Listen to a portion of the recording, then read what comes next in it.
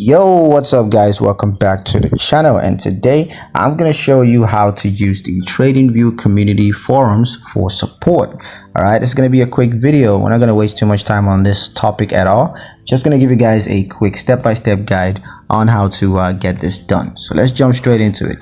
Now, the first step is going to be to access the community forums. So you can access the community forums by clicking on the forums button that's on the Tradingview dashboard.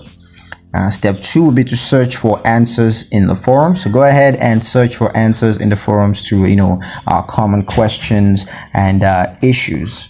Step 3 is going to be to ask a question in the forum. So don't be afraid to ask a question in the forums to get help from other users and Tradingview experts, because it's going to be specific answers to your specific questions, and that's much better than searching for random or vague answers.